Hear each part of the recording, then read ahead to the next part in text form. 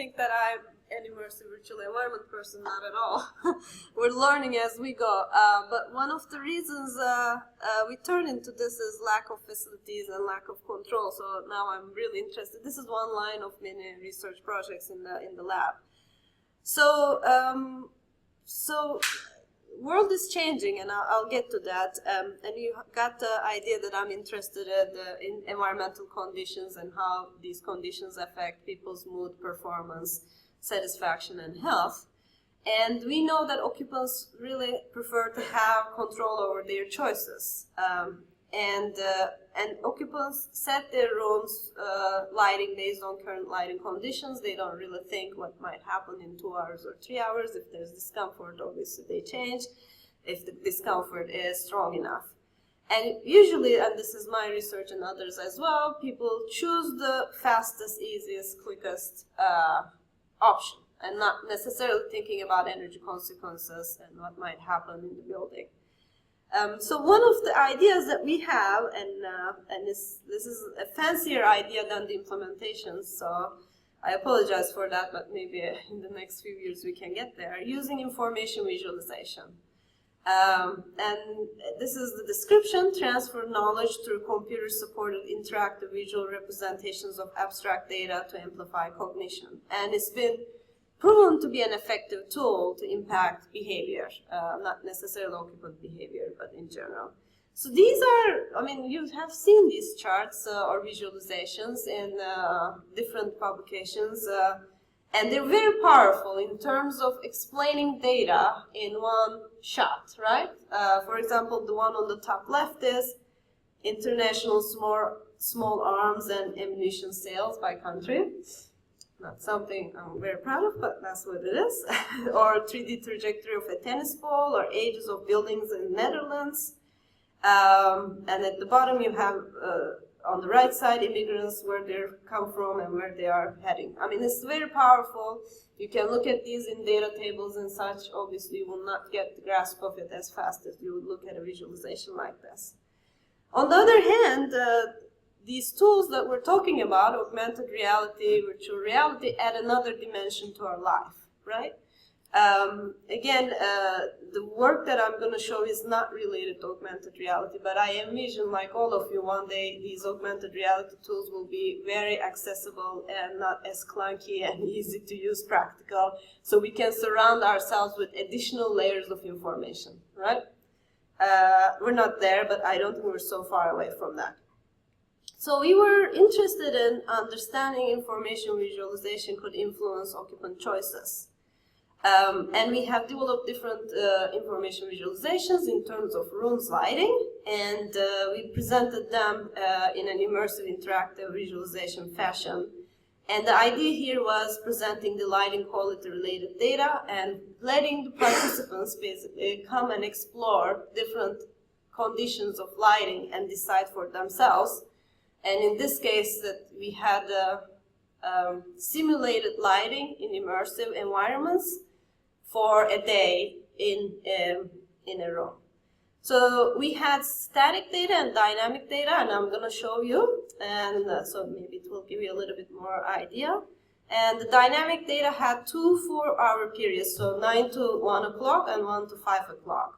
So we calculated all the illuminance levels using the sim and radiance, and we set the simulations for every 3 minutes. So it went from Revit to 3D Max to simulation tools, to Unity, and then participants. So these are the experiments that you know that I'm an experimental by now. This is the control environment in the morning and in the afternoon. So this would be a representation of you enter your room, right, at 9 o'clock or 1 o'clock. This is the lighting. The second one is a static light map, basically an added layer, but it's the condition at 9 o'clock or 1 o'clock. Okay, so these are the visualizations, if that gives you a little bit of an idea. So this was the second environment and the third environment compared to the 0 and 1, which were static.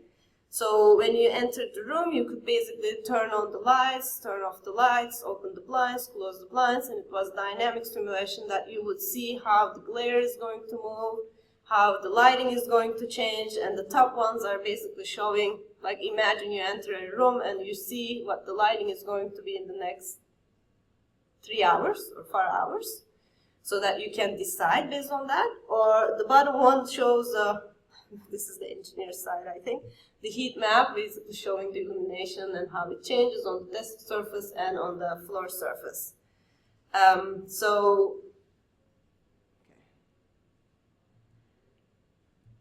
So what we have done is we had different groups of people, and everybody started, and this is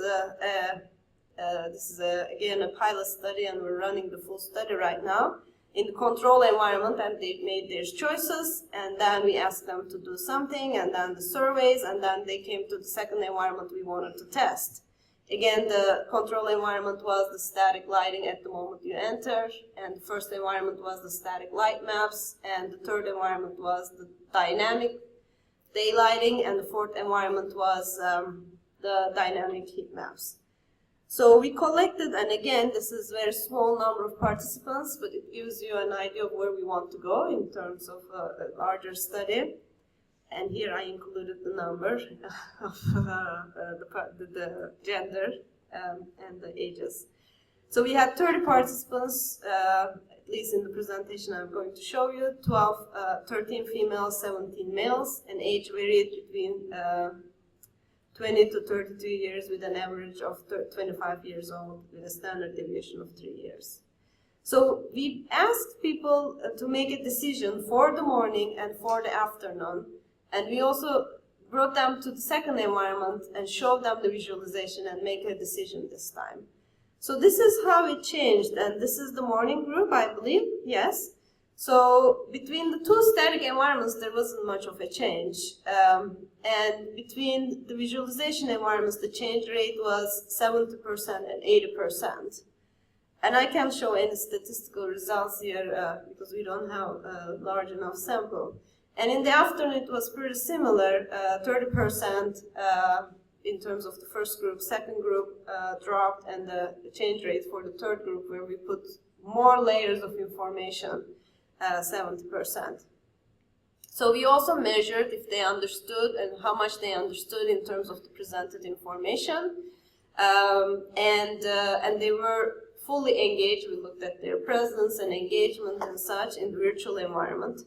The period of date really didn't matter all that much, morning versus afternoon, and people changed their minds where they had all these layers of information that I mentioned, but their choices were not necessarily more sustainable, but that's okay because we weren't showing them anything sustainability related, just the quality of lighting. So we're doing more studies with this one. We have 120 participants thus far with south-facing room, and another 120 we are going to start on the north-facing room. We also added another environment because we were interested in, and this gives you a little bit of an idea of if we present the energy consumption, would they change their mind? And it's a little tricky because so these boxes show basically one consumption of HVAC, one consumption of lighting, but they're counterintuitive because there's heat gain in the room. All of this is calculated in simulations. So basically, if you open the blinds, most of us think that you're doing the right thing. You're going to consume less energy because there's natural light. You're basically increasing the heat load and HVAC consumption. So we're trying to see if this counterintuitive information will basically change people's decision. It's not an easy task, but the idea is basically if when we have other kinds of environments and then this augmented reality, more practical, more easy to use, more consumable, what kind of information visualizations or layers of information we can bring to daily lives to make more decisions, more informed decisions that we don't have right now. So that's like the futuristic idea. So with that, I think you have heard enough from me. That's the end of the presentation.